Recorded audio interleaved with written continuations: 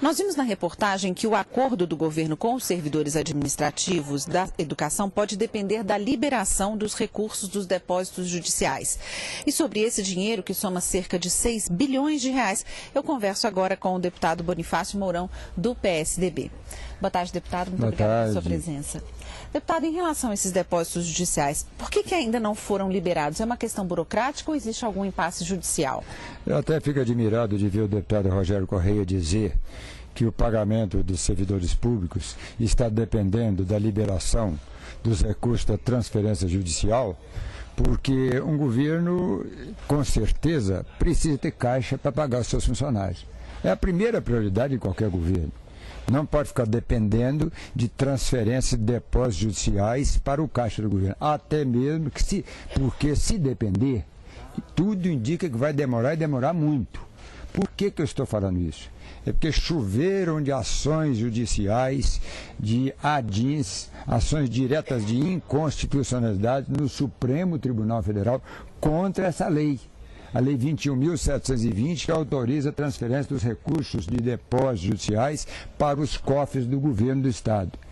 Olha quem entrou na Justiça. Primeiro foram a Procuradoria-Geral da Justiça. Primeira representação foi feita por nós, deputados estaduais daqui da oposição. Nós fizemos a representação e, baseado nela, a Procuradoria-Geral da Justiça entrou com a ação direta no Supremo Tribunal.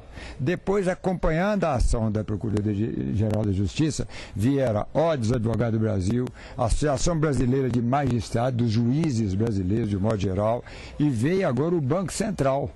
Ora, o Banco Central está falando em nome do governo federal.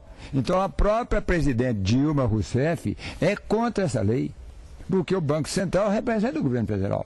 Ele está querendo que se declare a inconstitucionalidade e que não se transfira esse recurso.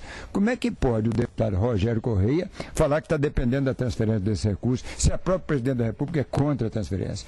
E o Banco Central alega aqui que, se houver a transferência desse recurso dos depósitos judiciais para o governo do Estado, pode haver a desestabilização econômica de todos os bancos do Brasil. Porque o dinheiro é muito. Você mesmo acabou de falar, 6 bilhões de reais só em Minas. Mas outros estados estão querendo fazer a mesma coisa. Então a questão virou imbróglio, enrolo lá no Supremo Tribunal Federal, e os funcionários não podem ficar nessa dependência de decidir transferência, até porque os funcionários e todos nós pagamos impostos ao Estado e o governo, com o dinheiro desses impostos, precisa dar prioridade ao pagamento da folha dos seus servidores. Em relação à legislação que trata dos depósitos judiciais, isso já foi questionado em outros estados também? Foi, por exemplo, no estado do Paraná. Esse questionamento foi feito e o Conselho Nacional de Justiça suspendeu o compromisso do tribunal, proibiu o Tribunal de Justiça do Paraná de repassar esse dinheiro para o governo. Aqui nós procuramos também o Conselho Nacional de Justiça, que seria uma decisão de natureza administrativa. E no Supremo Tribunal Federal choveram ações inúmeras.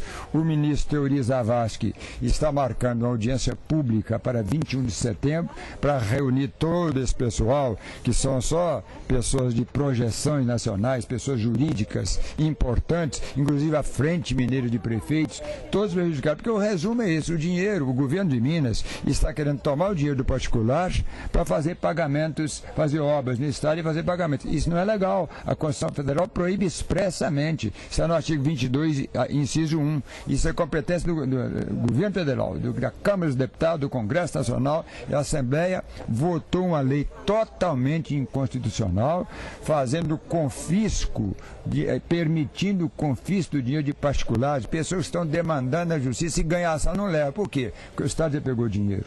Então, isso não podia nunca ter sido aprovado na Assembleia. A oposição foi contra, mas de afogadilha, em apenas 10 dias ou 11 dias úteis, correu essa lei aqui e foi aprovada. Agora virou o que está virando. Chovem ações no Supremo Tribunal Federal. A legislação federal, logo após a aprovação da lei aqui, sugeriu também, algumas possibilidades de resgate desses depósitos judiciais, mas em termos diferentes. Essa legislação federal que foi posterior, ela complicou mais a situação ou aliviou? Isso mesmo, um projeto do senador Zé Serra, que virou lei, ela complicou muito mais. Por que complicou? Porque quando numa lei mais recente, vem uma lei mais recente, fala assim, revogam-se as disposições anteriores, aí fica revogada todas as outras ficam revogadas. Ainda mais quando é uma lei federal. Revoga as disposições do contrato. Então, revogou a lei mineira. Essa lei mineira é natimorta. Ela nasceu para durar poucos dias, porque ela é inconstitucional. Então, complicou ainda mais com a lei federal, que dispõe de forma diferente. A lei federal não permite usar os depósitos particulares, só permite para pagar precatório, dívida pública. Ora, só de precatório e dívida pública, o Estado deve bilhões de reais. Então, só depois de pago tudo isso é que poderia utilizar para investimentos, nunca para utilizar depósitos particulares. A população corre risco também? Corre, por que corre? Porque se uma pessoa tem uma demanda na justiça, por exemplo, uma mulher é abandonada pelo marido, fica cheia de filhos, move a ação de alimentos contra o seu marido para receber uma justa pensão, ganha a ação, o dinheiro é depositado, mas ela não consegue pegar no dinheiro porque o Estado já pegou antes. Então, se perdurar essa lei, votada, aprovada aqui pela maioria, pela base de governo na Assembleia, é uma injustiça muito grande e vai prejudicar demais a população e os municípios mineiros, de um modo geral, as prefeituras e assim por diante. Ok, deputado, muito obrigada pelas suas explicações. Obrigado a você.